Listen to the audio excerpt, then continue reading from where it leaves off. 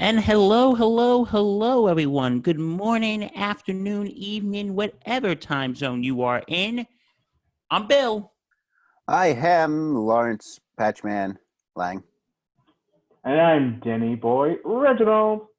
And welcome to the Sports Insanity Podcast, Episode 6, where we go Talk completely sport. insane. And go completely insane. That's right, Patchy. Yes. Completely insane. Talking about sports on the interwebs. Six, baby. Let's get it. So first of all, hope you're all enjoying this Saturday afternoon safely. Remember, everyone, 6 feet. Mm-hmm. Take it 6 feet, not 5.11. Or we won't find you. Let's be like that romantic couple. Go 5 feet apart. You know what I mean? Middle school distance dance. So, to hip. Wait, that was a thing? You had to stand 5 feet apart at a middle school dance? No. The middle school theory is if you're at a dance, you do the hand-to-hand, hands on hips, and you're dancing, wobbling back and forth. That's the middle school dance. Yes, and then the 5 feet apart, I was referencing a movie that came out. It's a chick flick. But it's a very powerful story for those of you that ever want to watch it. So, or with the too close with the dancing before we get down to business. Has anyone ever watched the show? What is it called? Grounded for Life? I've never watched Grounded for Life. I was young when it came out, but it hasn't this was reruns. There was a scene because they go to Catholic school and there's this kid, he's dancing with his girlfriend, and nun goes up, "Sister, I want you to meet my girlfriend so-and-so." She goes, "That's too close." And they're like, she's trying to rip them apart. Well, anyway, sorry you had to hear us go on a tangent about rom-coms, middle school, and a sitcom that only 3 people know existed. And it looks like Reg and I are 2 of those people. I ain't one of them. Okay, more than 3 people. I said I wasn't one of them. Oh, okay. So only we are the 2 of the 3 people who knew that show existed. Exactly. But yeah. But we apologize for that tangent. But other than that, we got a great show for you today, don't we, guys? It's a decent show. We always have a great show here. Don't be such a pessimist. Come on, I'm the antagonist sometimes. Just like the old days, right, Patch? Oh, good old days. The good old days. Okay, enough nostalgia. We're talking about sports reopening. We are talking about the Michael Jordan documentary series, The Last Dance, and we are counting down the top 5 sports upsets. Our top 5 upsets, excluding the Miracle on Ice. Yeah, we'll explain that when we get to that. Yeah. Go ahead. Sorry. We'll explain it when we get to that. And totally. So if you're not doing anything right now, put your feet up, sit back, relax, and enjoy. Okay. You guys ready to get down to business? I'm always ready to get down to business.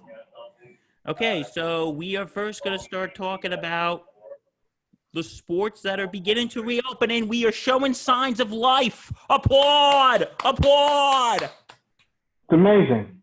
Huh? I'm not getting any applause. Subtle golf. Applaud! Applaud! Subtle golf clap. I'm going with. I'm not doing a round of applause. God, Pat, you're a bigger buzzkill than Buzz Killington. No, Buzz Killington, still Buzz Killington. I'm Patchy. Family Guy reference for those who don't know.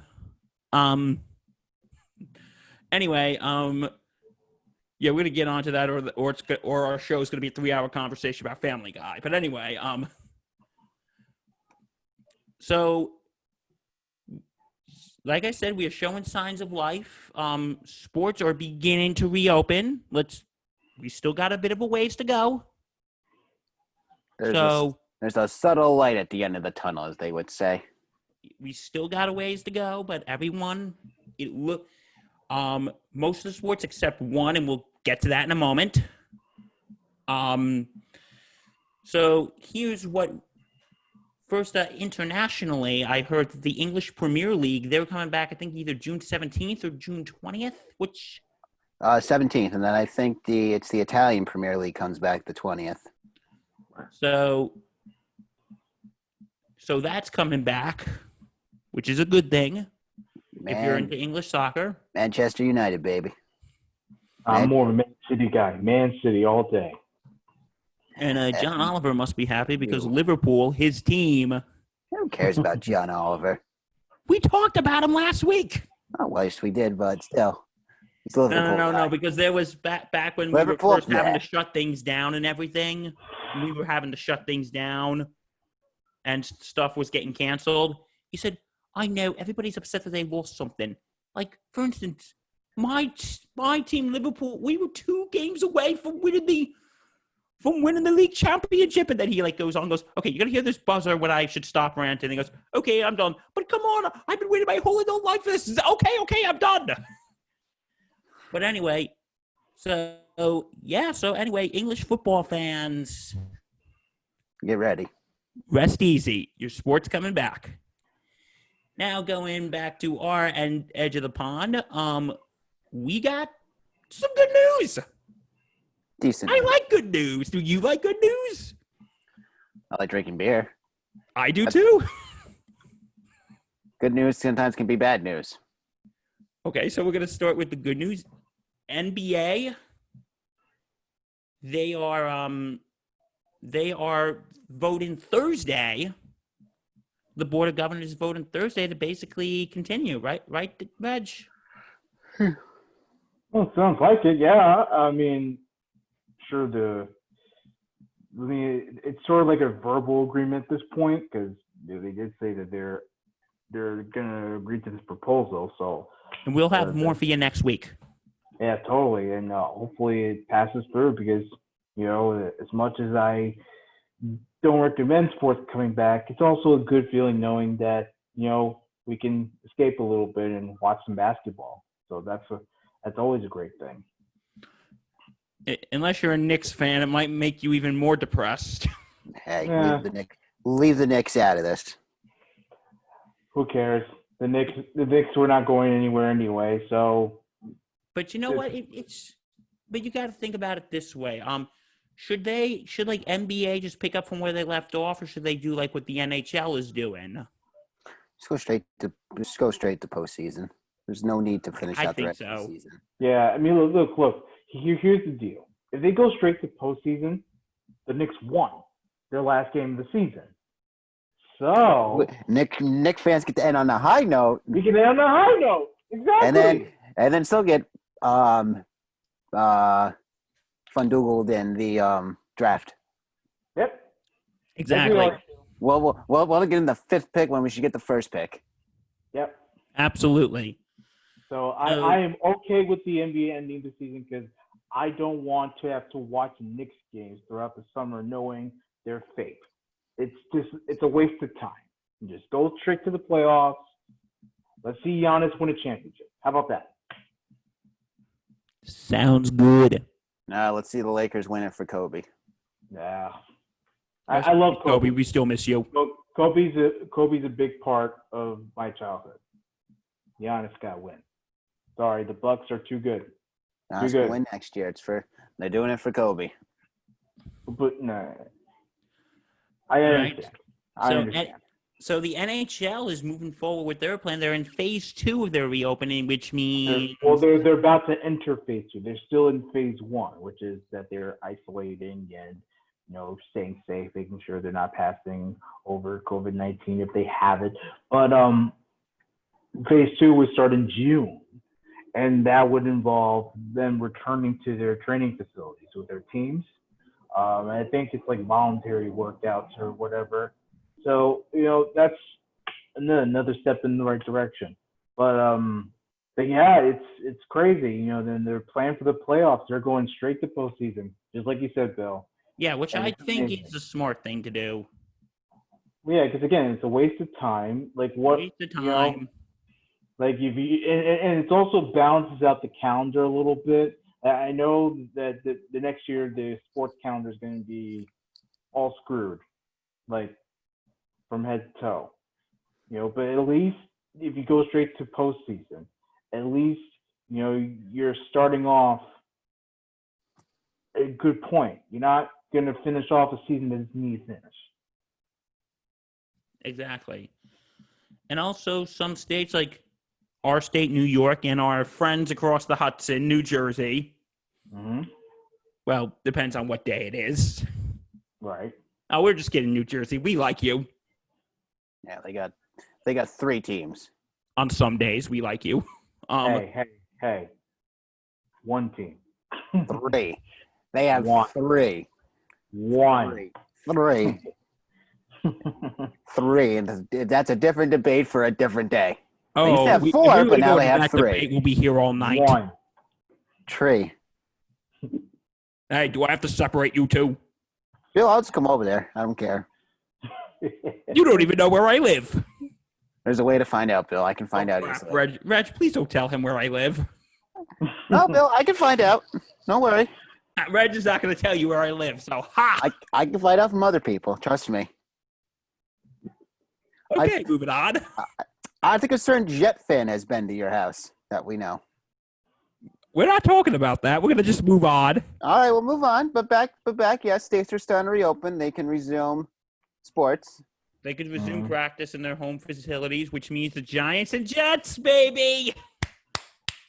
They're going to need Patch more than and I are practice. thrilled about this. They're going to need more than practice to get themselves ready with their schedules.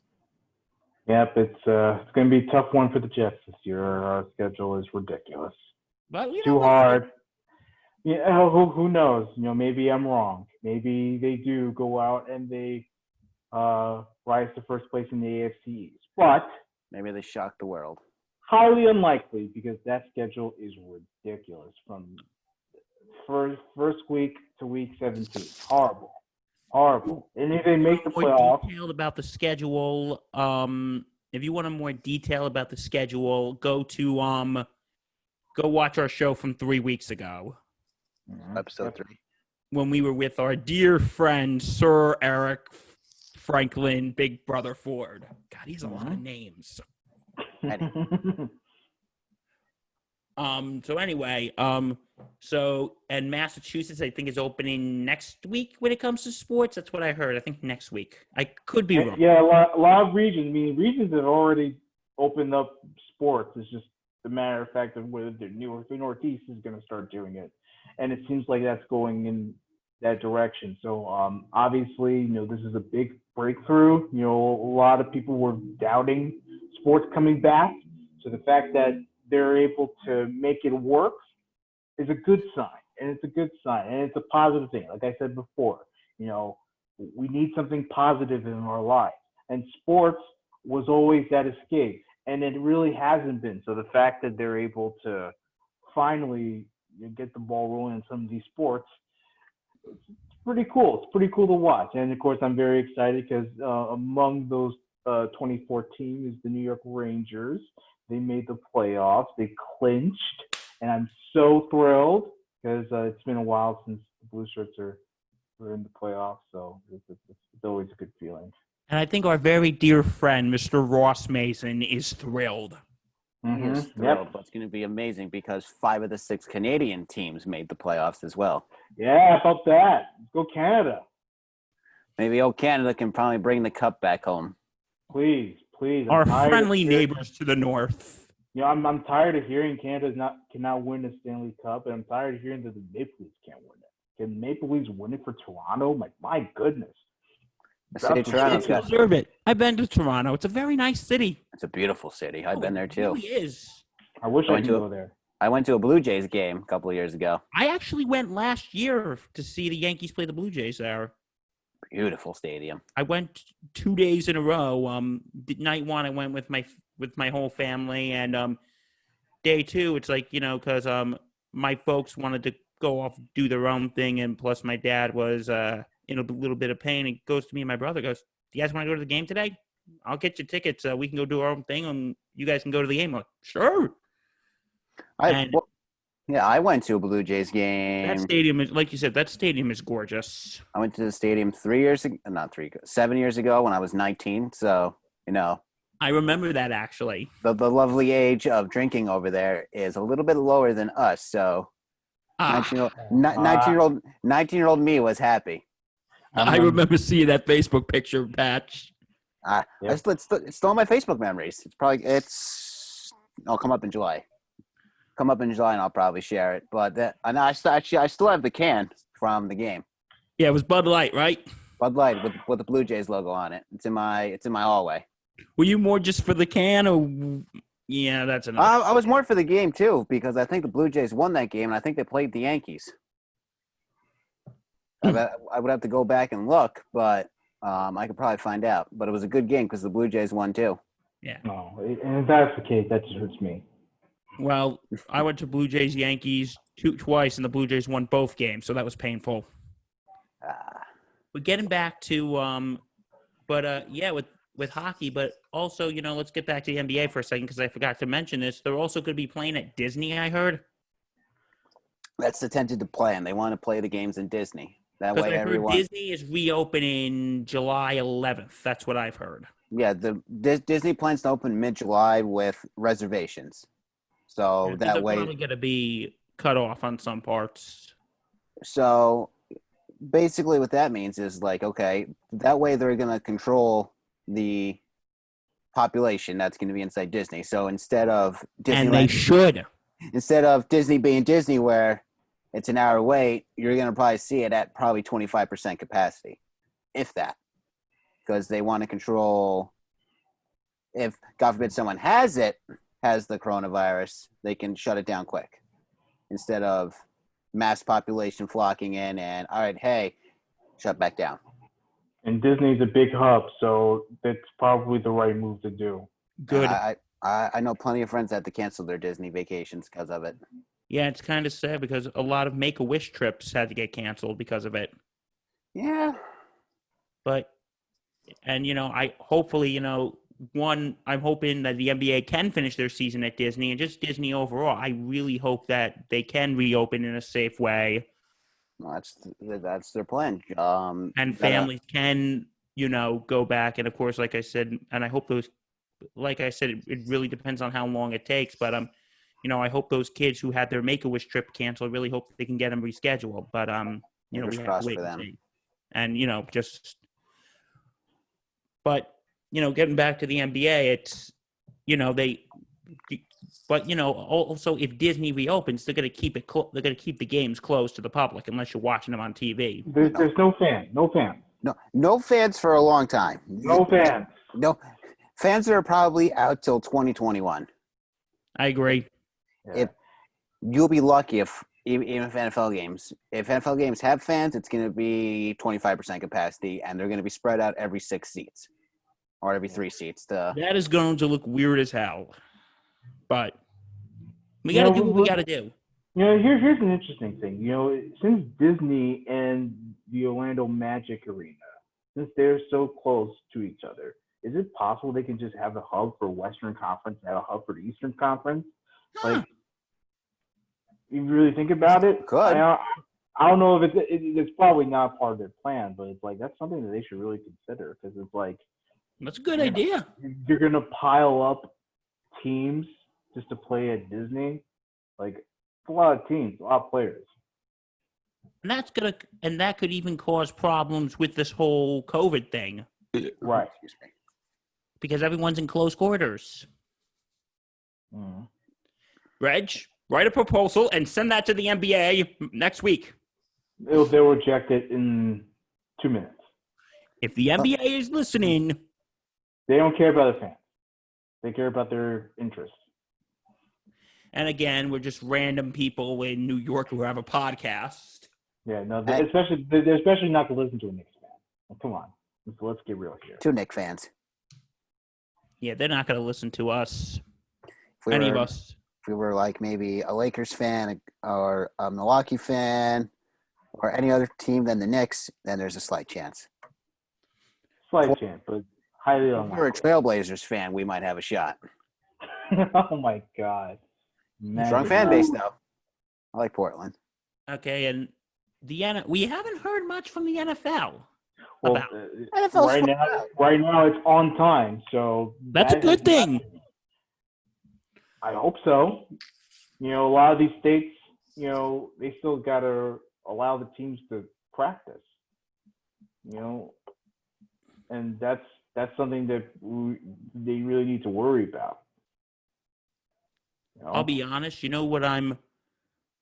But you know what? With football, I don't think college football is going to be reopening. I'm saying that right. Not if college campuses are going to be closed. Like, for instance, in the state of California, all on-campus classes are suspended until January.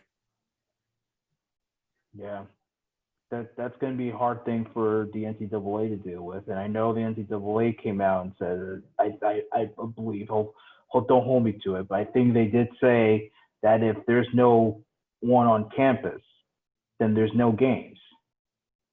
And I think that's absolutely the right call. I don't care if the Power 5 conferences lose money or anything. I don't care if they lose money, NCAA. You just have to understand that there's a lot of safety measures that you have to take. And there's a chance that we may not have March Madness 2 years in a row. Yeah, that's going to make me really sad. Because March Madness, it gets me going. I'm not a college basketball guy, but I become a college basketball guy in March. It's like everyone becomes a college basketball. Yes. Because there's people who I know, for instance, who only watch football when the Super Bowl's on. I feel like a lot of people only watch college basketball when it's March Madness. I mean, I'll catch if college basketball is on. It's a good matchup. I'll tune in. Yeah, I mean, we have to follow it to some extent. I'm a Knicks fan, so like if there's a prospect that could potentially be on the Knicks, like I have to pay close attention to it. I mean, with ESPN Plus that I have, if Marist is on ESPN Plus, I'll tune in and watch their games, men or women. You got to cheer on your alma mater, right, Patch? Gotta. Yeah. So we don't know with college. NFL's looking like they're going on time, so that's a good thing. Now, there is a league we have to bitch about. I wouldn't say that. Okay, not bitch about, but we have some strong complaints. I wouldn't say complaints. It's just that they're still on. We'll go Route 66. The road is never ending. We're okay. They have not reached the end of Major the League road yet. Baseball. They have not reached the end of the road yet to a compromise. For those who haven't been paying attention, we'll give you the Cliff Notes version. There was a deal. And if you want more detail, we talked about this 2 weeks ago, I think. Episode 4. Like that. Yeah. I think we talked about this 2 weeks ago. If you want more detail, go watch episode 4. We go into more detail about that. But apparently what happened, there was a deal.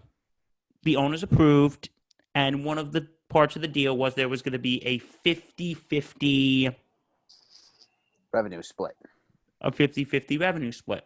And the players' union is not happy about that. Yeah, and the reason why they're not happy about it is because they already had a deal in place in which the players would cut their salaries in half for this season. So the fact that the owners wanted to change it up a little bit and make it a salary cap type of thing where you have the 50-50 revenue, that's what got the players boiling up. So I just wanted to give a little context over that. And there was also what's called and then when there was another deal, it was like a sliding pay scale or something like that. Can anybody explain that, please? I mean, I haven't heard much about that, but definitely the 50-50 revenue split. Well, here's what I see. Players. I got this information from let me just get the guy's name. His name it's Antonelli Baseball. It's on YouTube. I'll put a link to his video in the description below. And sounds like a smart, interesting guy. Please, go check out his channel. Go check out his channel. Give him a like, subscribe if you want, and tell him we sent you.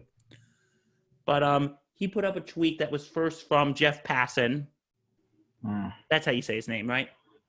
Yes. And smart guy. Like him. He's a great insider. Go ahead, Bill. I'm sorry. And I was trying to find it on Twitter, but I found the tweet from a guy named Darren Rovell. And he no offense to Jeff Passan and Jesse Rogers from ESPN, but I think this one, there was information from that, but this one kind of breaks it down a little easier for me. I am not good at math, so I'm going to share this tweet with you. Okay, so for those of you who are listening to us on Podbean, I'll read it out loud to you. According to MLB... Okay, yeah, I've seen this. Yes, I've seen this. Okay. Yeah, I saw this too, actually. Now I know what you're talking about. Okay. Yeah, for those of you who are listening to us on Podbean, let me read it for you. It says, according to MLB owners' proposal obtained by Jeff Passan and Jesse Rogers from ESPN, a $1 million player would now make $434,000 a year. Mm-hmm. A $5 million player will make $1.6 million. A $10 million player would make $2.9 million. A $15 million player would make $4 million. And a $20 million player would make $5.2 million. Okay. So this is what the players' union is complaining about. Right. And according to this poll, overwhelmingly everyone's supporting the players on this one. So that's kind of shocking. But go ahead. That is really shocking. Yeah. I guess a lot of our fans support the players playing baseball and to give them, a lot of gratitude for what they do. So just saying, pay them up. Again, here's our view on my view, and I'll let my two cohorts chime in. For those who don't want to come back because of safety reasons, I understand. We talked about it last week when we were talking about the John Oliver thing. Mike Trout, he's expecting him and his wife are expecting their first child. And, I could see his concern because would I have to quarantine for 2 weeks? And, those players, I don't have an issue with. Mm-hmm. They're concerned about their safety. They're concerned about the safety of their teammates, of their families. Those people don't bother me. But those who are just screaming for more money, it's ridiculous. I could see one mindset. They're saying, well, we're playing in the midst of a global pandemic. We would like to be compensated. Okay. But you also got to look, these people already have more money than God as it is. And what infuriates me, again, I said this a couple weeks ago, is there are people out there who lost their jobs because of this, who are now struggling to support their families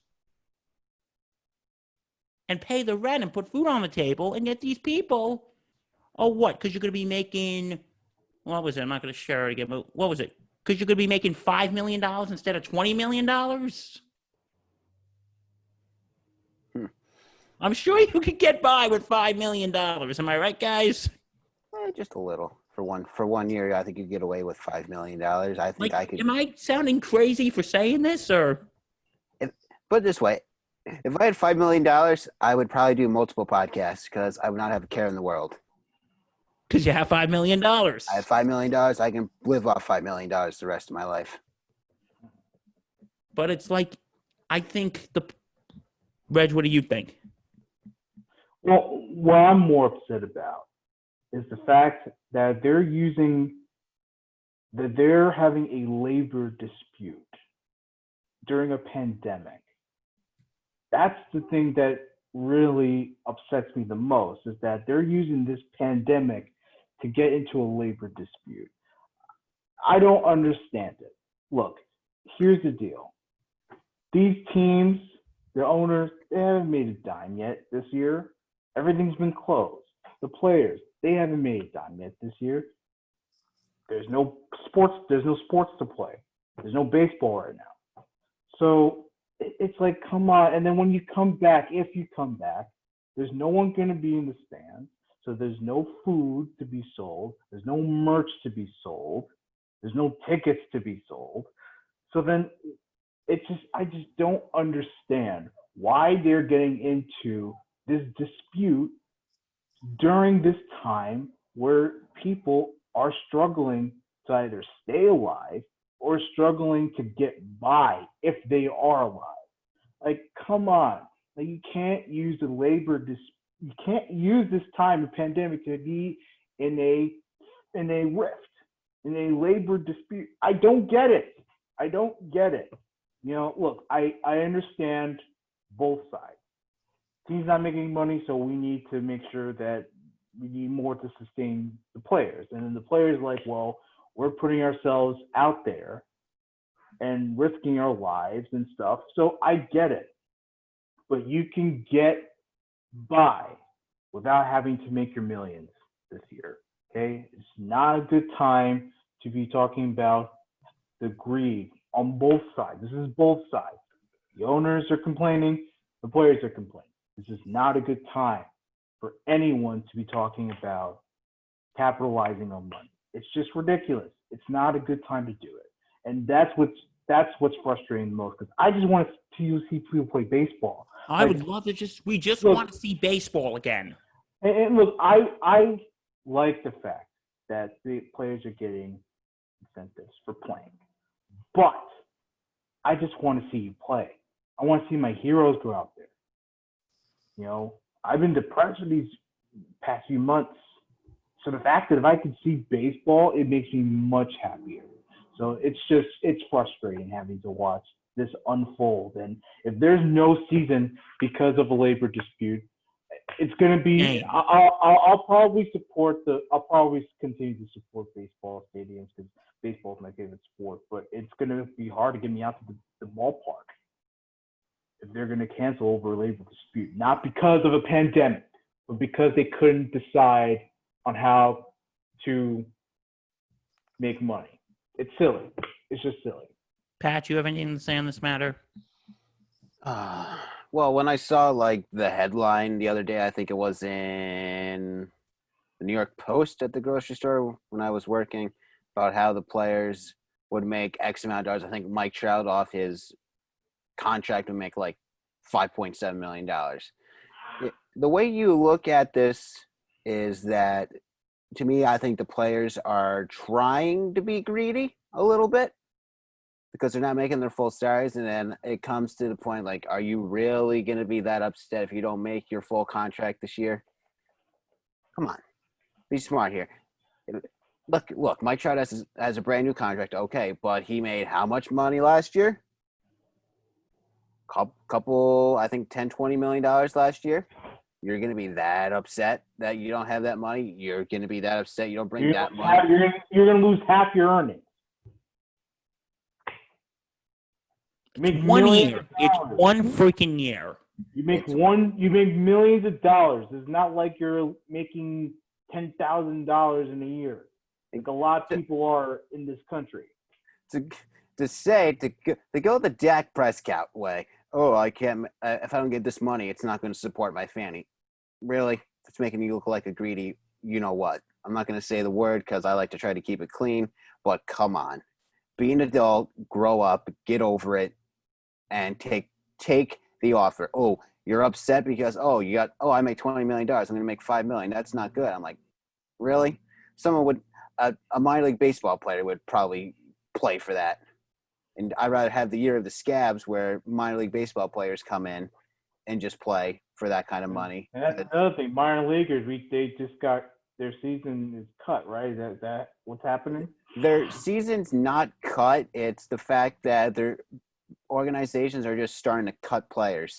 They're starting to get rid of the players. Gotcha. Starting to get rid of the players. There's just because there's no money coming in. David Price, LA Dodgers pitcher, I think, right? Remember correctly? Mm-hmm.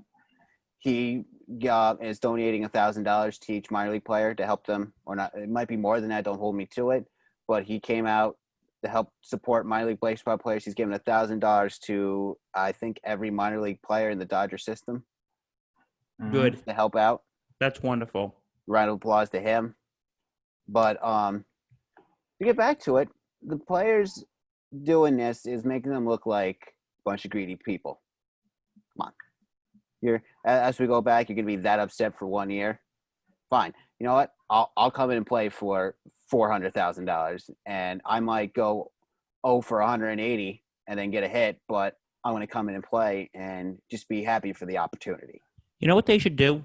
Have you guys ever seen that movie? What's it called? The Replacements, I think so, yes. with Keanu Reeves and Gene Hackman. Yeah. For those who haven't seen it, it's a movie about a football team. The league goes on strike, and they bring in just like random people, like Keanu Reeves' character is a washed-up college quarterback, to replace those who are playing. Like, what would you say if they did something like that? I wouldn't mind. The NFL did it a few years, not a few years ago, but a while back, and I think in the 90s with the Scabs. The Scabs came in and played.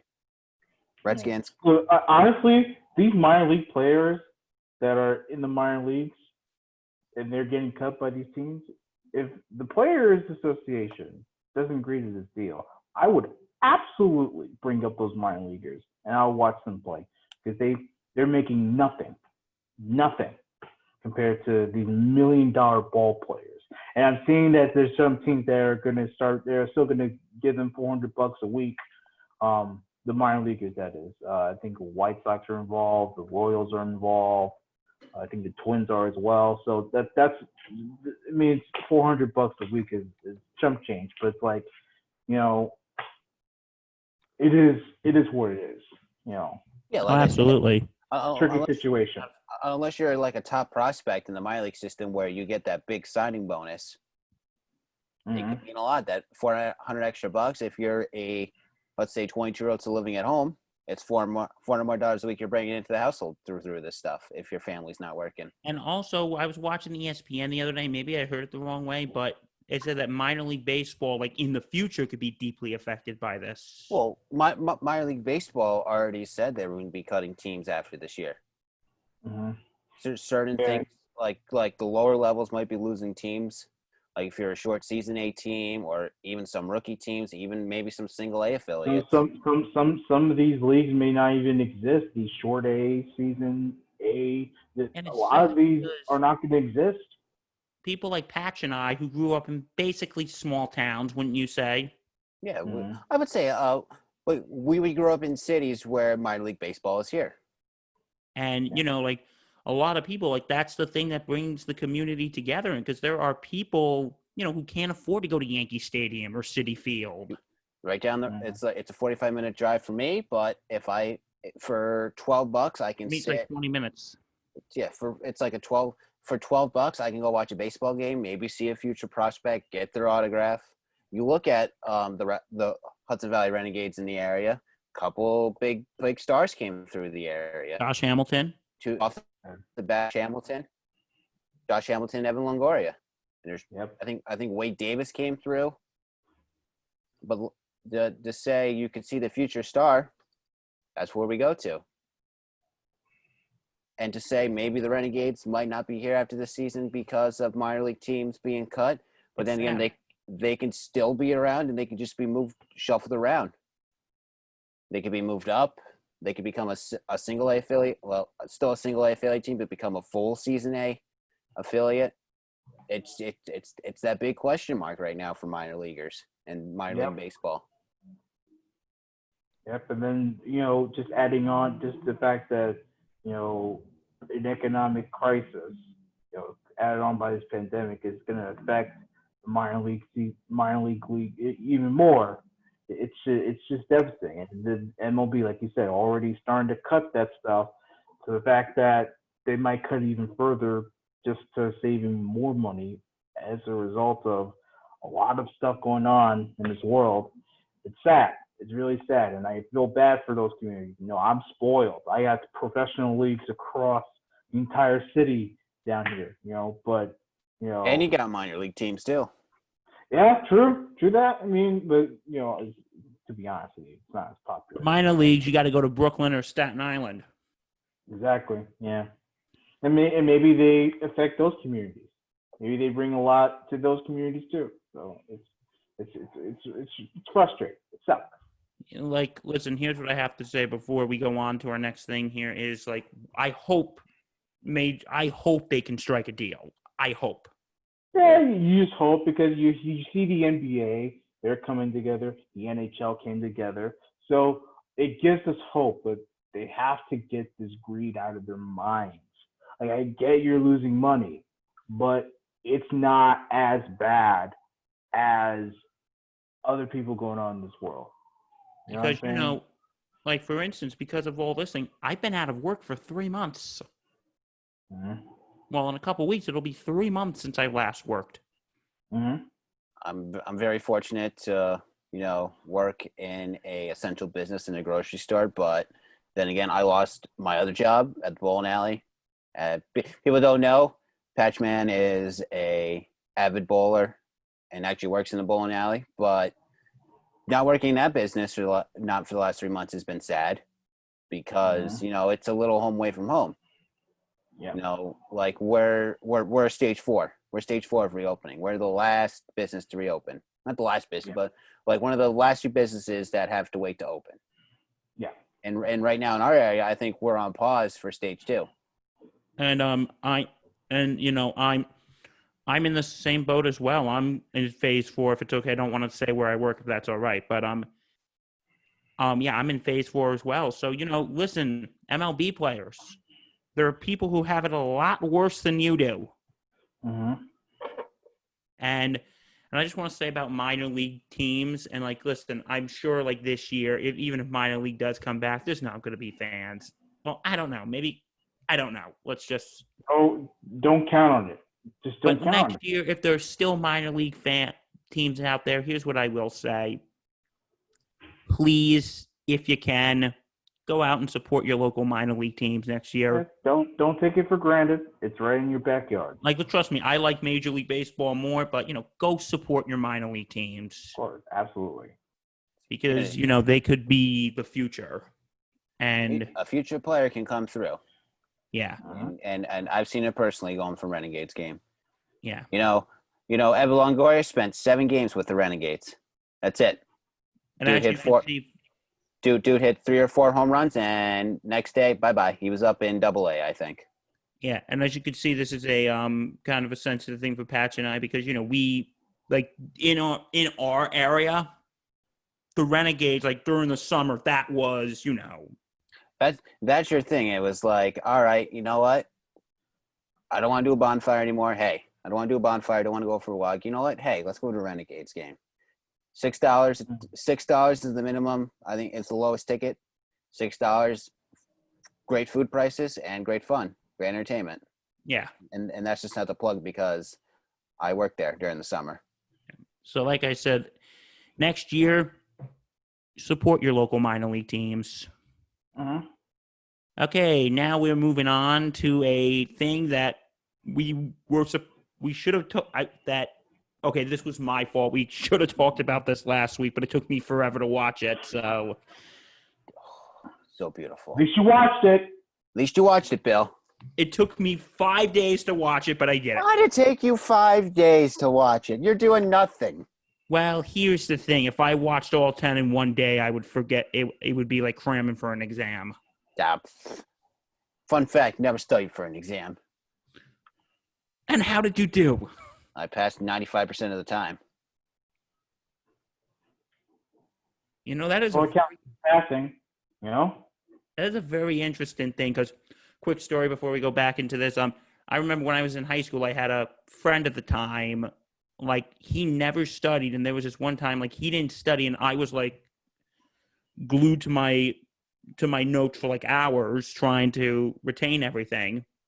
And this one test, I got an 80, he got 100. And he didn't even study. I actually jokingly said, were you looking on my paper while I was taking the test? But before we get back to The Last Dance about Michael Jordan, his last season with the Bulls, to look at studying, when you study, you're going to overthink a lot of things. I always went in the mentality, okay, you know what? I'm going to go in. If I know it, I'm going to know it. If I don't know, it's on me. I should have paid attention in class more. If I don't know it, we're not saying kids don't study. We're not saying that, kids. No, don't. If you're a study buff and you can retain information, go ahead and Just don't do it. overstudy. Just don't like. I was a study guy, so I always studied. I was never a study guy. Oh, I always studied. No. But just 3.01 when I graduated Marist. Pretty good. Uh-huh. Yeah. Okay, so getting back to The Last Dance, which is the 10-part documentary series about Michael Jordan. Oh, I really liked it. I loved it. That was so good. It blew my expectations. It was fire. I loved it. And here's the deal. Why did they want to initial release in June? Like, are they crazy? Like, are they? It was ESPN that nuts to wait for that long, and it took a pandemic to move it up. It's great. It's called suspense. You want to wait and see. And hey, they could have been real smart and done just an hour each week and build it out for 10 weeks.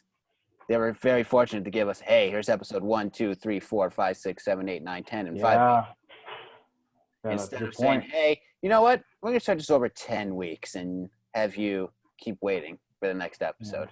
But they did 2 episodes a week. 2 episodes a week was two and a half months is too long for a miniseries. We got to get that done.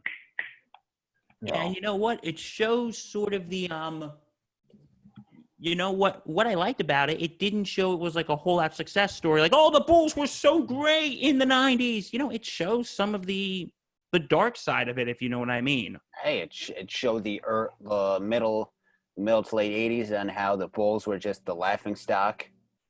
Yeah. They were like getting overshadowed by an indoor soccer team. Exactly. It showed how like pitiful they were in the 80s. And then a certain player comes around and the rest is history. Yep. And then I loved how it showed the history of like the core 4 out of that. Michael Jordan, Scottie Pippen, Dennis Rodman, and Steve Kerr. And Steve Kerr's past. Yeah. I learned so much. I find his past probably one of the most interesting ones. Well, him and Jordan. His dad, I found that like, whoa, that's very interesting. Jordan and Kerr's father both murdered. It kind of painted that narrative. It was mind-blowing. I didn't know Steve Kerr's father was murdered. I didn't know Jordan's father got murdered. Like, I just want to say for the record, I'm not saying it was interesting that Steve Kerr's father was murdered. Like, it was interesting that he was, Beirut. I thought that was pretty interesting. Yeah, Beirut, cool. President of the college over there. That he was like this academic and sounded like he was a pretty smart dude. Seems like it. I'm sorry if I sound like a total geek, but I'm thinking that stuff sounds really interesting. As someone who was a poli-sci minor in college, so kind of find that stuff a little interesting. Yeah. But find out that. But to find out, in '97, going for that last repeat, and just everything behind the scenes, opened the door. Yeah, and that's the thing that I love the most is that they gave full access to the camera crew to tape that last season of them being together and chasing a championship. Because who knows what could have happened, And that really shows and it shows like a lot of the drama that was going on in the front office with Jerry Krause and. Yeah, which is fairly surprising because Jerry Krause, and granted, obviously with this documentary pretty much proves that his relationship with the players and coaches weren't too great. But this guy built a team that won 2 3-peats. 6 titles. 2 3-peats. And is regarded as one of the best general managers of all time. Scottie Pippen even said it. He goes, Phil Jackson, I had the pleasure of playing for Phil Jackson, the greatest coach, Michael Jordan, the greatest player, and Jerry Krause, the greatest general manager. Yeah, so look, front offices and players, they're going to have risks. But the fact that they painted Jerry Krause as some evil dude to me was just really it sucked. At the end of the day, he wanted to do business. Right. He wanted to do business, and right. And ownership also said, "Hey, look, I think it's time to change it up a little bit too." So at the end of the day, if they want to do a rebuild, do a rebuild. Within their rights to do so. And also that last episode painted the narrative that a four-peat could have happened. It could have. Yeah, I mean, if they all signed 1-year contract and Pippen Phil Jackson being traded after the 98, he was offered to come back. Oh, excuse me. That's right. He was offered to come back. That's right. Yeah. What was it Reinsdorf? He gave him a contract. He said, "Well, we'd like to have you back," but Phil said no because he doesn't want to piss off Jerry Krause. He didn't want to do that. Also, go ahead, Bill. What I really also liked about this documentary is he kind of delved into Michael Jordan's psychology too, if that makes sense. Yeah, well, I mean, Jordan was the best part of this documentary. Oh yeah, 100. His interviews were absolutely amazing. All the commentary, everything from bashing players to talking about the drama to his life story and his career. He just gave it so detailed, thorough. It was just amazing, and he was unfiltered. No filter on that guy. yeah, no. And it shows that I love Michael Jordan, but it really shows that there were times he really wasn't really the best person either. He wasn't a horrible human being. He wasn't a horrible human being, but at the end of the day, he knew what. I don't think he is a horrible human being. He just had his, He wasn't a horrible human. At the end of the day, you knew what your role was. If you didn't like it, Jordan would put you in your place, and the end goal was to win that championship at the end of the year. Yeah, I don't remember the exact details from the documentary, but I think it was Steve Kerr put Jordan in his place one time. Yeah, well, they got an altercation a little bit there. Remember? Yeah, and you know what? Michael Jordan said Steve Kerr has officially earned my respect because Steve Kerr stood up to the GOAT, bashed back, and at the end of the day, he earned Jordan's respect. But to dial back a little bit, about Uncut Jordan, it was funny to see his reaction to his mother's reading of the letter. Oh, that was wonderful. When he was at college. Please send stamps. It was so genuine. Well, it was a young Michael Jordan, and then winning the NCAA title. I have $20 left in my bank account. $20 left, and please send stamps. But it just dove into how Jordan's father was also there for him, and he sounded he was a good man. And the day he wanted to see his son succeed, and he was there for every moment of it until the untimely death. That was sad. Was that it breaks your heart to see that. And you could see, why Jordan retired, because that was killing him. Well, it's killing him. It was that plus all the basketball, all those years of having to, ups and downs and winning all those championships, working his butt off, and all the spotlight that was on him. Because you think about it, there's a lot going on in a lot of,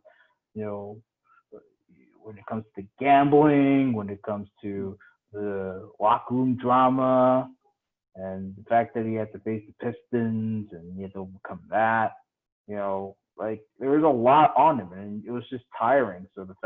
So to get all that and then have his dad murdered, that's sad. That's pretty rough. And also to say that they were blaming Jordan's gambling on his father's death was way out of proportion. Yeah, I think the media. I think one thing that I learned about this documentary is that the media was so hard on him. It was too hard on him on a lot of things, and I think that was probably the hardest. And the media was just waiting to find one flaw in Jordan, and they found it when that happened. Yeah, I mean, there's a book written about it too. It's crazy. You won't speak to SI anymore. Yeah. Yeah, and it really shows, not just with Michael Jordan. Okay, but it shows that Scottie Pippen, he was kind of underappreciated for a while. He Well, was. yeah, because he was underappreciated and underpaid. Like, he was literally one of the best players in the NBA at the time. Because And after Jordan left for that brief stint, Scottie Pippen was kind of like the new, No, he was the number one.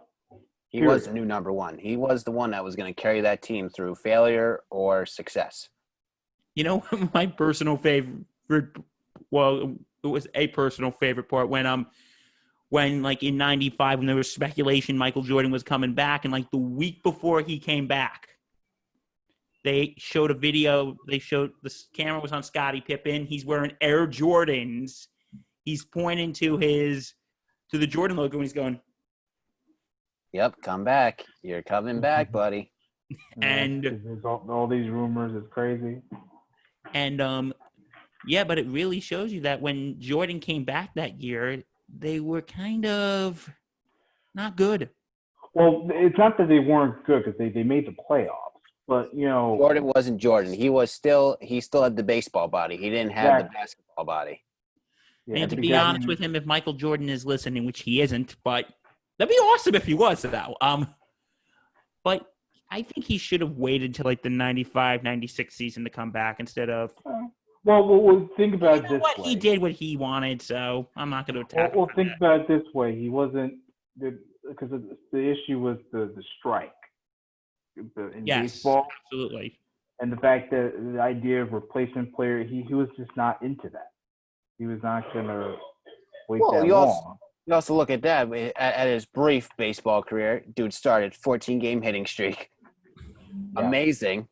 But the fact if he stuck with baseball, he would have made the majors probably. He would have made them. He would have made the majors. He would have been on the older side, but he would have made the majors.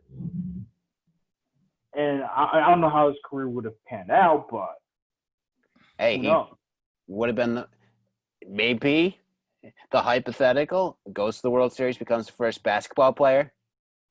Yeah. To be in the World Series and NBA Finals. We know we got Deion Sanders, first player to play in in a Super Bowl and World Series. Mm-hmm. So yeah.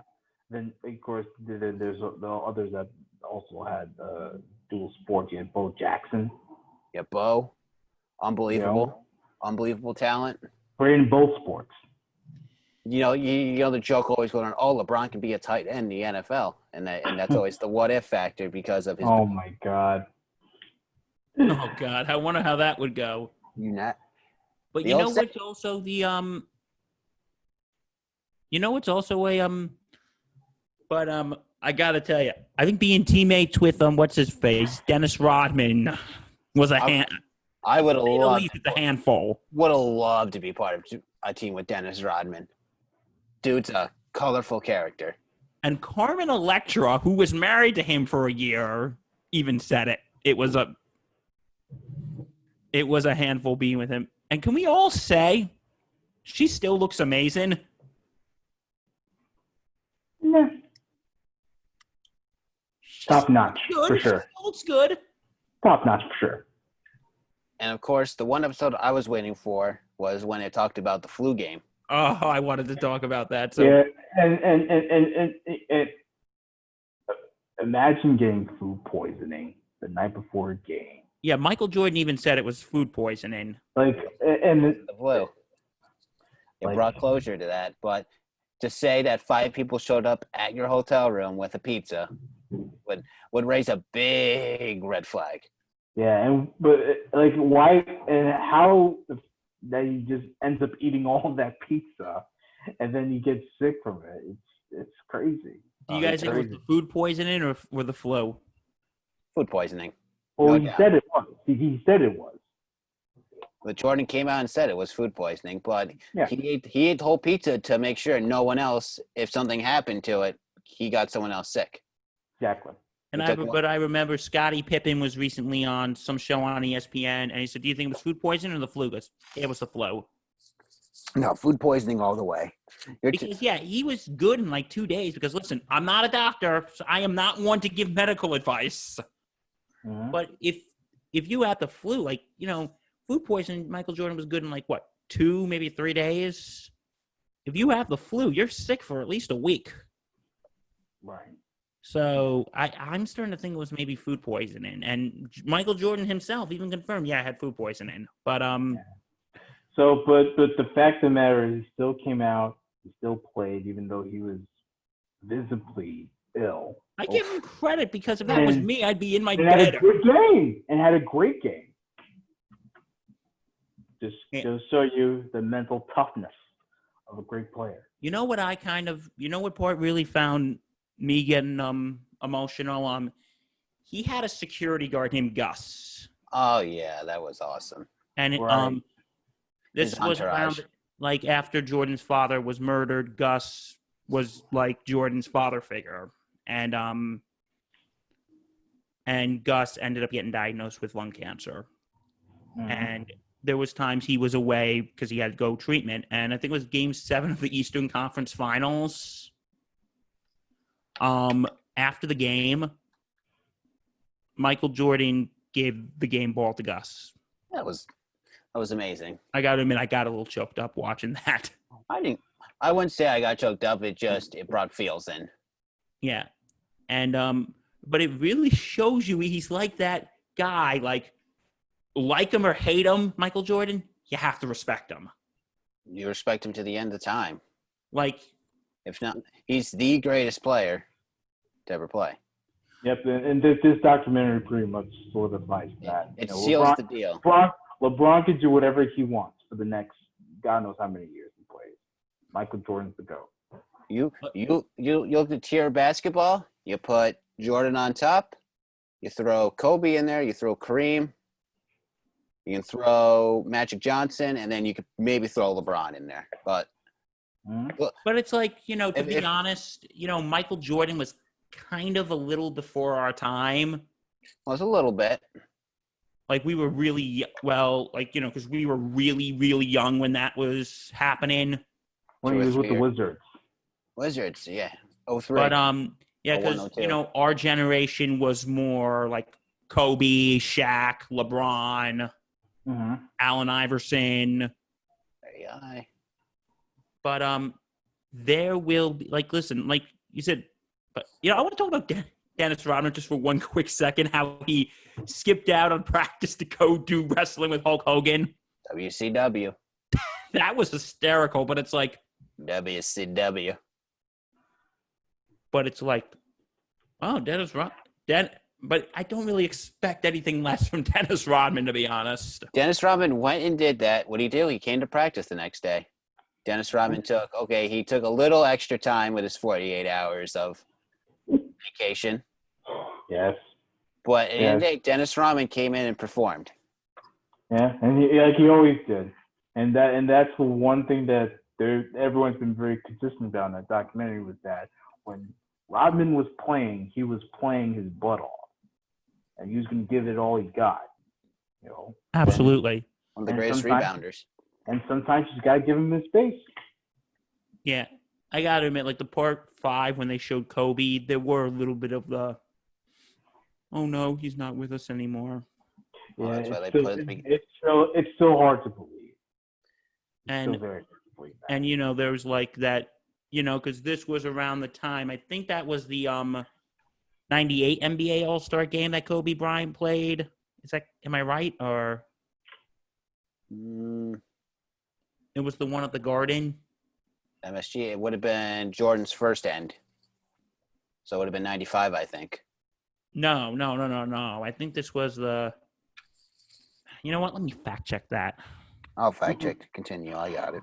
But it's like you could really show how much respect Michael Jordan had for Kobe Bryant, who was just upcoming at the time. Well, Kobe even said it himself. Every little part of his play during his NBA days came from Jordan. Like he really learned from him. And okay, like what you said LeBron could do whatever he wants. But I'll tell you this, LeBron can do whatever, but agree or disagree, or any other player, there is only one Michael Jordan. For sure, man. The greatest basketball player of all time. The greatest, and it was 1998. Okay, so I was right. Just before we move on, quick question: Michael Jordan or LeBron James? You're really gonna go this route, Bill? I'm really going this route, Patch. All right. I'm gonna put the thing straight. Jordan's the greatest player of all time, and LeBron's the greatest player of our generation.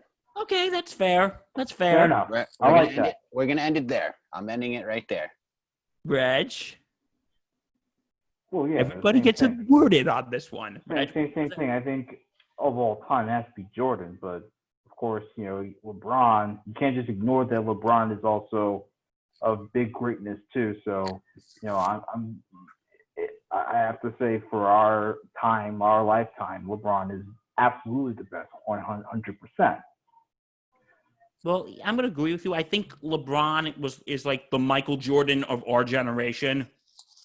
He's not all right. To put that to the end, he's not the Michael Jordan of our generation. There's only one Michael Jordan. There's one Michael Jordan, and he's LeBron. But you know James. what I'm trying to say here. He's his own entity. It's LeBron's the greatest player of our generation. Because, as I said earlier, Michael Jordan was a little before our time.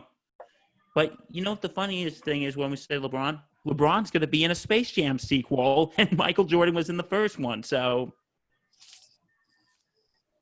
Can't wait to see it. I can't wait either.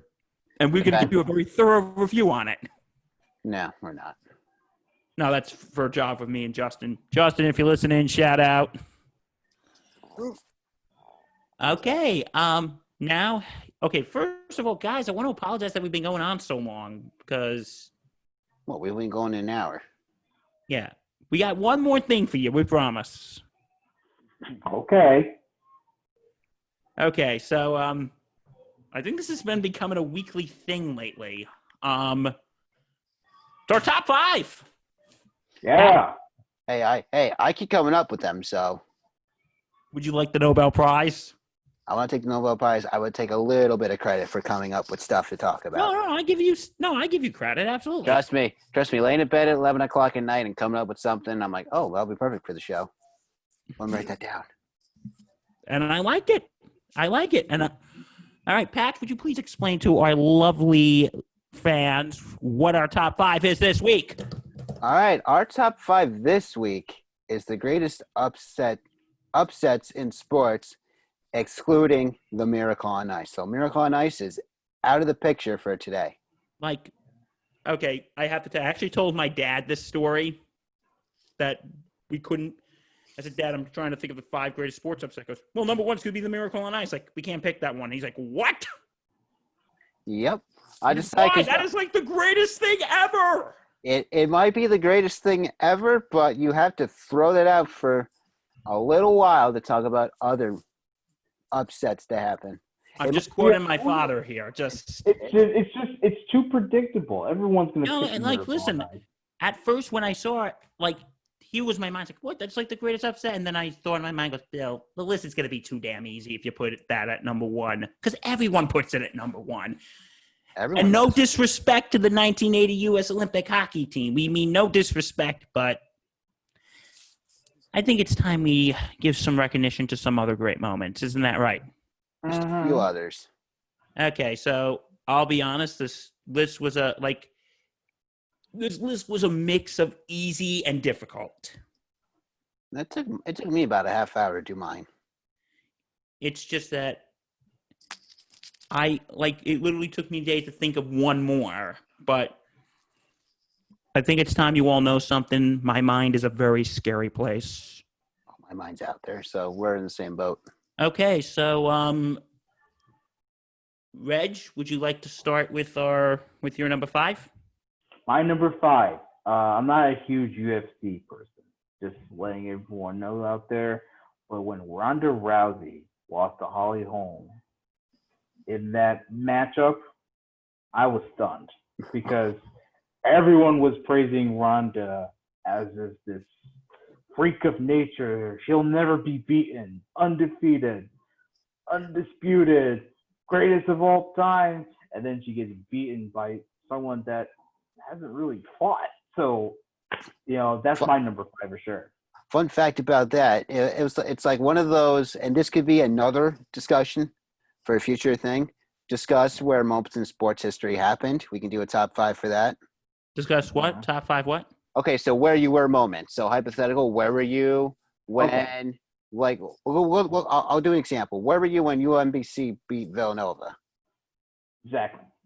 So that can be a discussion for a future one.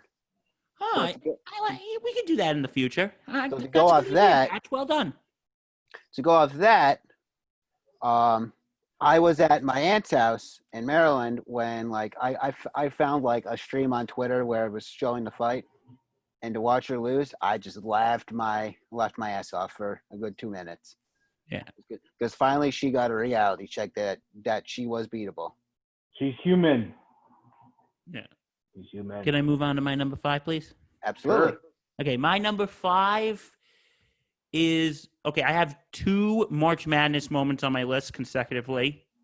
Mm-hmm. So my number 5, I remember I was in 6th grade when this happened. George Mason knocking off UConn to go to the Final Four.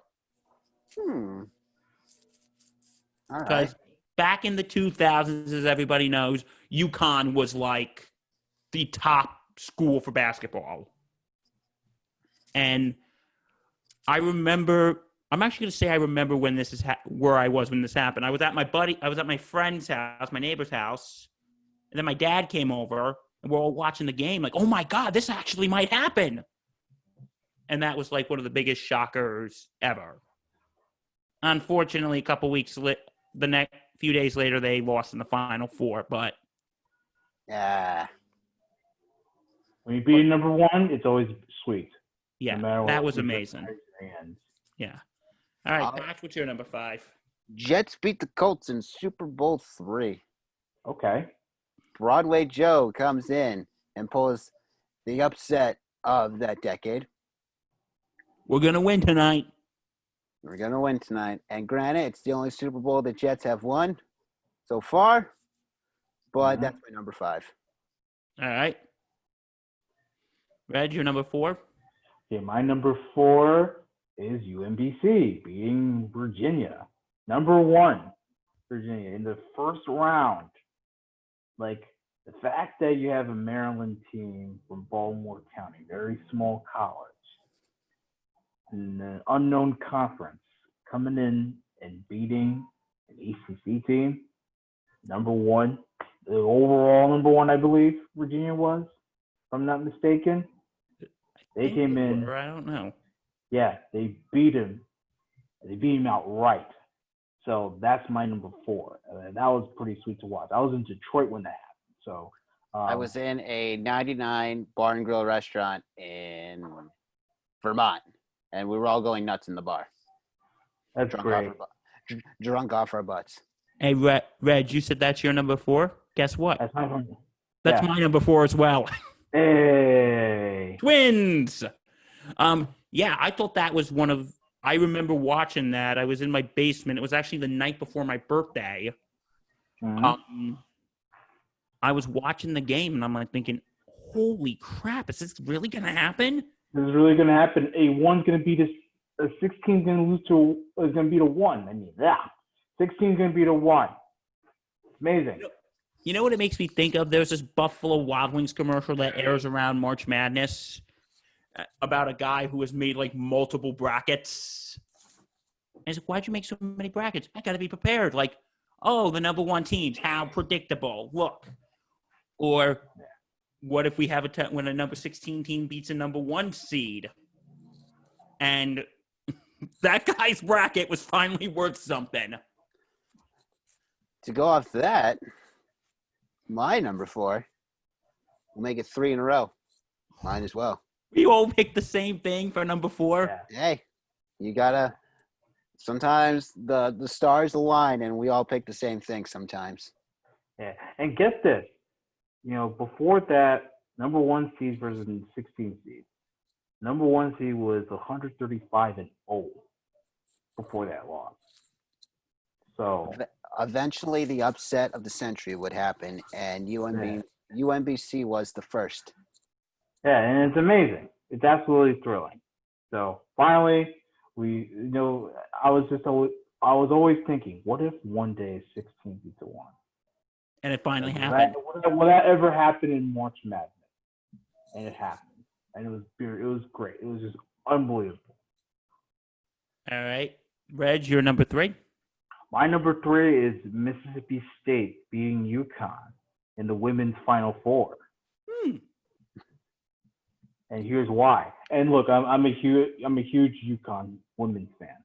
So there's no disrespect to that team, but the fact that you had a team that was riding on championship galore, 111 game winning streak, and a team comes in and beats you at the buzzer. That is a precious moment. That is a true upset. I love that. And UConn expected to win again. Like everyone was expecting UConn to win. So, They go for the 4-peat. Yep. The fact that they lost, that was just incredible. I like that. Okay. My number 3, this one was really, really hard to put. As a Yankee fan, this hurts. But as a journalist, I have to be objective. I know what he's talking about. So my number 3 was the 2004 American League Championship Series. I just watched that 30 for 30 the other day. Great. With Lonnie Clark, I think his name is. The 4 days in October. Oh, my God. It's like, listen, as a Yankee fan, I'm like thinking, I don't want to put this on here, but I'm thinking, you know what? To keep my credibility, I think I have to. Am I right? But it was just, I remember those 4 days. I was in like 5th grade, I think, when after game 3, when we won 19-8, I was like, this is over. This thing is over. Let's lock it up tonight. This thing is signed, sealed, delivered, done. After game 4, Ortiz gets the walk-off. I'm like, okay, it's only one game. We'll win tonight. And then game 5 is like, you know what? I'd rather have us win it at home. Game 6, shit. Game 7. Heartbreak. I remember. And that game 7, I remember watching that game 7. I'm like, you have Damon with the grand slam. Then it's another home run. The grand slam for Damon. Like, all the other Red Sox hitting home runs. Like, oh my God. And they're just piling on the Yankees. They beat them in game 7. Like, they squashed them. Like, that was pretty rough to watch as a little kid, rooting for the Yankees to go back to the World Series. You know, it was pretty devastating. Well, after they lost to the Marlins in 2003, it would have been justification to come back and try to win it all. And that was like the and like everyone was. I remember I had Yankee fans telling me when we lost. I don't know if it was after game 4 or game 5, saying no team has ever come back from 3-0, so I think we're good. And I'm like, okay, that's a good thing. I'm like, shit, it finally happened. But that is, listen, again, coming from a big Yankee fan here, that is probably one of the greatest comebacks in sports history. As much as it hurts me to say. And I guarantee you, my very, very dear friend, Andy Irvin, who is a huge-ass Red Sox fan. First of all, Andy, if you're listening, shout out. And watching this, he is probably going to enjoy the hell out of this. Watching me preventing my... I was actually telling my folks, saying that before I do this, I should have a bucket near the desk in case I need to throw up. But well, here's the deal, Bill. Just sort of bring his spirits down. At least it didn't take us 86 years to win the championship. That is true. You know what I mean? That is true. But I know that's like a cheap shot, but it's like, come on. But it's like I remember when they beat the Yankees. I'm like, okay, the Cardinals are going to beat them in the World Series. But then they're like, I remember, and for the first time in 86, Red Sox fans have longed to hear it. The Boston Red Sox are world champions. I'm like, God help us all. Best announcement job. Better when Joe Buck called the Cubs winning the World Series. Oh, that was amazing. Well, no. Joe Buck goes, and the Cubs win the World Series. You think you would go a little more extravagant with your words and announce the Here's how I would have called the Cubs. Are you ready? What? Chicago, you waited 108 years. No, you don't mock the Red Sox. Okay, I'm sorry. You know what? Let's go on. Let me think about it, and I'll try it again. Sound good? Just remember, Yankees will always be the first team to blow a 3-0 series lead. They can take that. Any team can take that to the grave so far. Yeah, so like I said, I think my very dear friend Andy is like probably enjoying watching me almost wanted to puke right now. So, but you know what? From an objective point of view, that never happened before. So you got to give credit where credit is due. Yep. All right. And Schilling playing Game 6 with the bloody sock, though. You got to give him credit. Okay, Pat, you're number 3 while I recover. Mine is the same as Reginald. Mississippi State beats UConn to end the 111 win streak. You know, Reginald, buzzer beater. Come on, that's the perfect way to end a streak. Buzzer beater. Yeah, and I was trying to follow that game because again, I'm a huge UConn guy. So like the fact that I was watching that, and I'm like, oh my God, they're gonna lose this game. It's gonna happen. And there was a buzzer beater. I was actually outside helping out a friend, and because I was at a party and a lot of things happened that night that I don't want to get into. But I was helping out a friend, and I'm hearing screaming. I'm like, what's going on here? And the thing is, they wanted the buzzer. And I mean, it was good. It's a great sports moment for sure. So that was great. I'm glad that you joined me on that, Patchy. That was a big moment. Big moment. All right, number 2. Reg? All right, number 2. Sorry, Daddy, but Appalachian State beating Michigan at the Big House in the 2007 Open. Think about it this way: Michigan is big in college football. Yes. Then you have Appalachian State, which is like a smaller school. They're like in the FCS, so they're not even in that bowl subdivision. So when you're ranked 5 in the country in that bowl division, you have a lower tier Division I football team come in and beating you in the fashion that they did. Like they blocked a field goal kick that would have won the game for Michigan. So when you lose in that fashion in your home turf, that blows. That's my number 2. Okay, my number 2 is Buster Douglas knocking out Mike Tyson. Okay, that's a good one. It's because I watched like some of the fight online to prep to talk about this. It's like, of course, at this time, Mike Tyson before he went crazy. I don't think. Would you say Mike Tyson ever really went crazy, or is that just me who said? Yeah, you can interpret it any way you want. I mean, I'm not a boxing guy, so. Before he, before he bit someone's ear off. But I remember watching the fight. Like everyone goes, "Oh, this fight's gonna be over in like 90 seconds." And when he comes to the ring, they're like, "Mike Tyson's in the ring, looking bored." And, like, he's probably thinking, oh, this fight's going to be over in, like, 1, 2, maybe 3 rounds tops. But then goes 10 rounds because it was either the 8th or 9th round. Tyson shook Douglas up by giving him an uppercut. And everybody was probably thinking, oh, my God, next round, Tyson's going to kick his ass. But then, boom, and then Mike Tyson's down. Is he going to get up? He's out. We have a new heavyweight champion. Yeah, so I think, and I know this sounds generic, but you have a relatively unknown fighter going up against the, at the time, undefeated heavyweight champion of the world. So that's my number 2. Patch? Same as yours, Bill. Really? Mm-hmm. You're not pulling my leg here, are you? I'm not. Another great 30 for 30, 42-1. If you haven't watched it, go check it out. I think I will.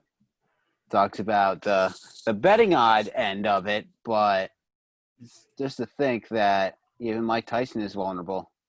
As they always say, the Yankees are the untouchable team, but even sometimes the evil empire falls. No, this was like the time, like the Mike Tyson was like the New York Yankees of boxing. Mike Tyson was untouchable, but as the old saying goes, anybody can beat anybody on any given day. And that's what happened. Mm-hmm. All right. Anybody got any honorable mentions? Reg, you got some honorable mentions? Well, the George Mason UConn upset, that was definitely an honorable mention for me. Because like I said, when you beat a number one, it's always sweet. And especially a team that's expected to win. Like, it's always sweet. So that's my honorable mention there.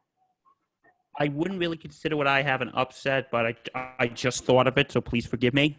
When the Rangers were down in, I think it was the Eastern Conference Finals in the '94, and Messier made the whole "we're going to win tonight." I just really didn't think. I can see why you would put that there, because the Devils were pretty much in position to win that game, and they were winning that game. Sorry if it's not the best, but I really didn't think of any. So, and when he made the whole "we're going to win tonight," and that's what happened. Patch. Comes with a I got two. Okay, let's hear him. Pirates stunned the Yankees in the 1960 World Series. That's a good one. And then you got the Cavs coming back from 3-1. Okay, yeah. All right. And let's number one, Reg. My number one, I think this was kind of predictable. My number one, the New York Football Jets, knocking off Baltimore Colts in Super Bowl III. It's my number one because it's my personal favorite. Yeah, I respect that. And I'm a fan of it. But here's the thing. The AFL was always laughed at. They're not going to be able to compete with the NFL. The merger was in question. They were always like disrespected. And obviously the Colts were heavily favored because they were 15-1. But when you go in there, you guarantee a win. You go in there and you stun a powerhouse NFL franchise the way you did. That's sweet victory. And to this day, it's the favorite thing that I love watching. The Jets win the Super Bowl. And hopefully one day, they'll be even better upset. I'll be propelled to that number one. So right now, my number one is the New York Jets being the Colts. And shout out to Joe Namath for believing in that team and winning that game. Because before we get to my number one, it's like when I said the honorable mention with Messier, because I actually have a video of the '94 Stanley Cup film, and they compared Messier saying we're going to win tonight to when Joe Namath made his prediction for Super Bowl III. Mm-hmm. Okay, exactly. My number one. I know what it is already. Okay, I'm going to say it, and you tell me if you guessed it or right. Yep. My number one of the greatest moments of my life. Super Bowl 42. Did you predict that, Patch? Or? Yep, because that's where I put mine too. Oh, no. Really? Yep. Okay, I'll talk about it first and you talk about it. Sure. 18 and uh-oh. Oh, God. That was like, I remember like it was yesterday. I was like 13. I was in like 8th grade. I was a big Giant fan. I'm still a big Giant fan. But I remember like a day or two, a school day before that Super Bowl, everybody I know was like, oh, the Patriots are going to win. Don't even bother. And everyone was like, oh, Pat's got it. It's like 19-0. And it's like you had that feeling, like I'm thinking, I really want the Giants to win, but you have that feeling like, oh no, what if the Pats do win? You have that. You know what I'm talking about? Mm-hmm. And I remember watching the game. We had a Super Bowl party at my house. And I remember when Eli, that down, when it was like fourth and I don't know how long, and I'm thinking, oh boy, this is it. And then I thought, oh my God, Eli just got sacked, game's over. I'm like, he got away. Like, what? My dad's like, he just got away. Wait, he got away. We're all like glued to the TV. What? And then he like throws. And then, of course, the helmet catch. I was like, this was me, 13-year-old me. And we're like, and when he scored that to Plaxico Burress, when Eli threw that to Plax, I'm like, this is amazing. I'm like, oh my God, the Giants are actually going to win a Super Bowl. And then when it got down to the last second, my house basically exploded. I was like, I can't believe it. And it was one of the most, and like, listen, I think Super Bowl 46 was amazing too. But I think this one was sort of more exciting because you beat the team who is about to go undefeated. They already had the 19-0 shirts made up. And yeah, I remember actually I got my dad a shirt that said 18 wins and 1 giant loss. That is like, and I know I'm kind of sounding biased as a Giants fan, but that was like one of, I still get chills just thinking about it. That was like one of, that is like, in my opinion, my number one greatest upset. Patch, you said you had the same one, and I'm really shocked to hear. What, that I put it up there? Yeah. I'm an unbiased person. Okay. I put my teams aside, and if I decide, they deserve to be on the list, they're going to be on the list. They might not be number one, but you look at the 18-0 Patriots, and it's that Little Giants scenario, as the Little Giants is a fun 90s film for all you people about the Giants and the Well, Cowboys. you're done with this. Go watch it. Love that film. It's a great film. But to think these little Giants and Eli Manning come into Super Bowl 42, and they spoil the party. There's no 19-0 celebration. There's no second team in NFL history to go undefeated and win the Super Bowl. The Dolphins, their one glimmer of recognition is that they're still the only undefeated team in NFL history. Granted, the Patriots have a 16-0 record in the regular season, but that's besides the point. I think I was either home or I was somewhere watching Super Bowl 42. But once again, that helmet catch, it's like that moment again. Where were you when that happened? And of course, that following summer when I'm down away for vacation in Wildwood, New Jersey, you're at the boardwalk, and what do you see? You see all the Patriots shirts, 18-0, and 1 giant loss. And then I always joked, oh, if the Patriots did win, it would be 18-0 and 1 giant win. But that will never happen.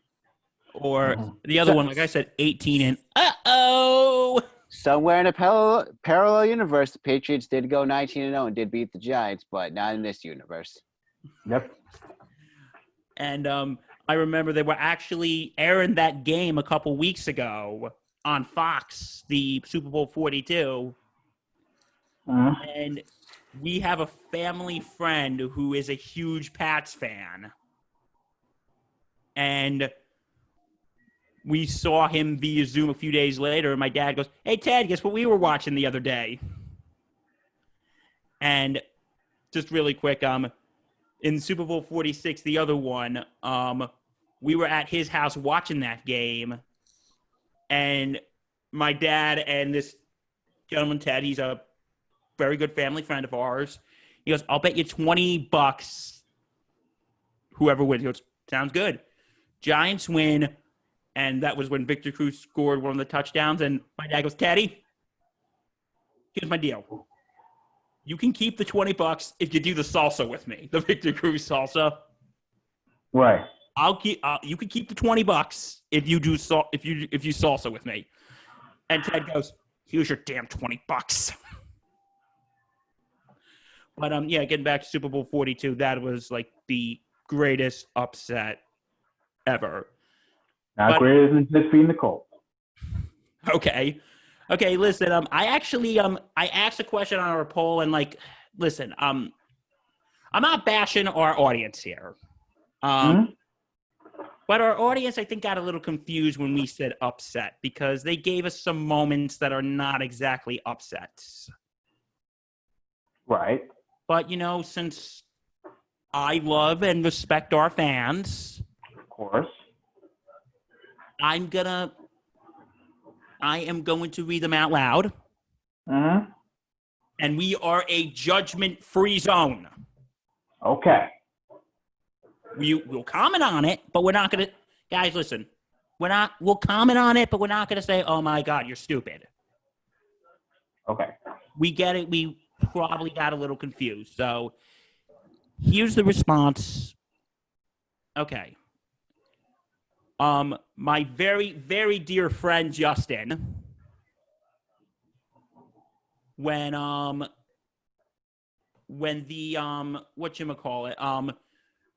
the Buckner error that caused the Red Sox to lose to the Mets. That's not really an upset. That's just a tragedy. Yeah, that was just pure agony and embarrassment for the Red Sox fan base. And Buckner went into hiding for years. Yeah, and I feel bad. I still mean that God rest his soul, Bill Buckner.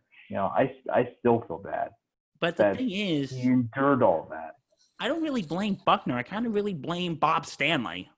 I blame the Red Sox for blowing a lead and going into extra innings. Because not too many people remember Stanley threw a wild pitch before that. He threw a wild pitch that tied the game. That Red Sox team has been very, very consistent about it. No, this is not Bill Buckner's fault. This is not him. It's the team's fault for losing the game. But yeah. Our next one is from my very good friend Mike Lynch. Mm-hmm. He mentions Buckner again.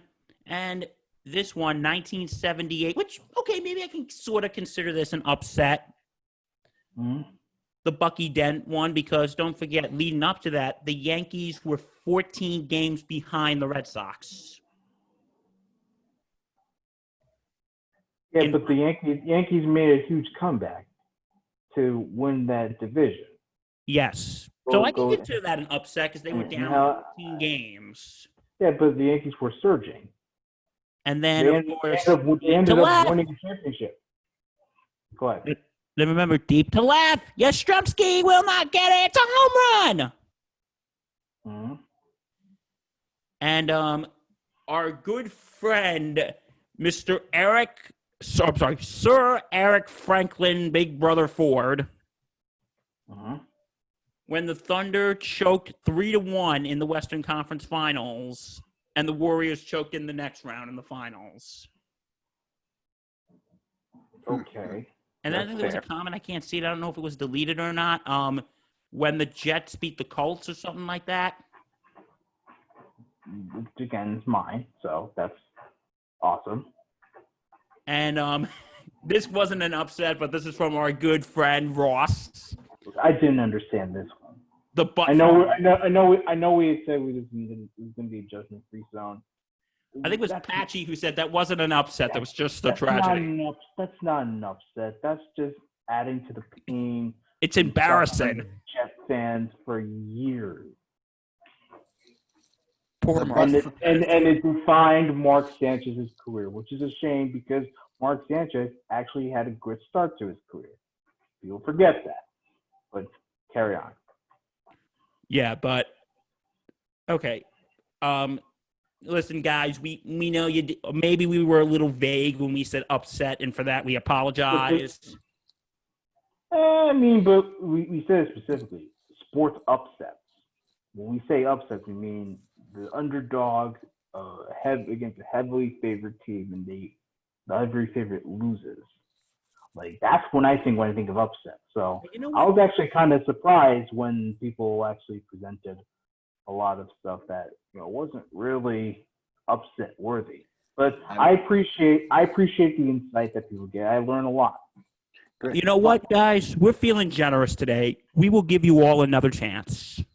No, but you had your chance, and in the words of certain people, you blew it.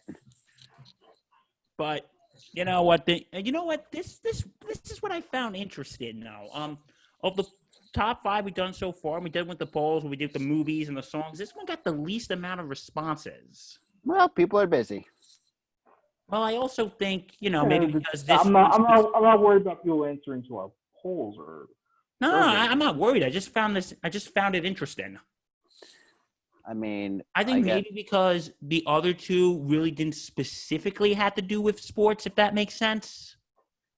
Could be, but you look to the future. How do we change it? How do we make it better so we get more responses? People mention Buckner. Fine, let's do the greatest errors in sports history. Or the greatest F-ups. No, greatest errors. We're not going to go F-ups. Errors. Yeah, but all that, whatever word you want to use. Yeah, that'll be a future thing. That'll be a future thing. So, guys, that is anything else, or are we good to go? I'm good to go. Reg, you have anything else you want to say, or? I just got something from ESPN saying this was a couple hours ago. The MLS players vote to send new proposal to the league. So, that's sort of developing, which is good. And the fact that soccer is breaking news. The fact that soccer is leading the way in this country ahead of baseball is, kind of frustrating. We're not attacking any soccer fans here. We're just no. That's not what I'm saying. What I'm saying is soccer is actually leading the way in trying to get sports back up and running, and the fact that they're ahead of baseball in trying to find a common ground with their league, it's frustrating. I hate it. Yeah. Hopefully next week we'll have some developments about baseball. And, so anyway, that is our show for today. We hope you enjoyed. If you haven't already, like us on Facebook, follow us on Twitter. What's up, Patch? Oh, no, I was doing sign language. Like us on Facebook, follow us on Twitter. Comment. Subscribe to our YouTube.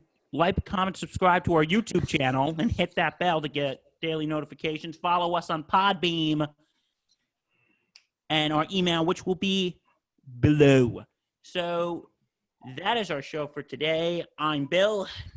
I am Lawrence Patchman Lang. Also next week, on next week's episode, we'll be discussing the Lance Armstrong documentary. We will. Ooh.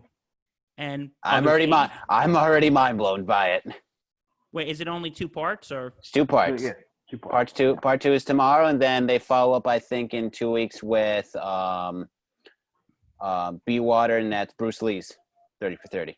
Which is actually that's actually going to be pretty interesting because Bruce Lee, he's like an actor and stuntman and all that stuff, and he integrated into a sports documentary. So I want to see how that sort of works out. Yeah. Yep. But once again, I am Lawrence Patchman Lang. All right, Danny Boy Reginald, sign off. And I am Bill Murphy. Thank you guys again. We are the Sports Insanity Podcast. You just listened to episode 6. We will see you next week. Goodbye and stay safe. Peace. As the French say, au revoir.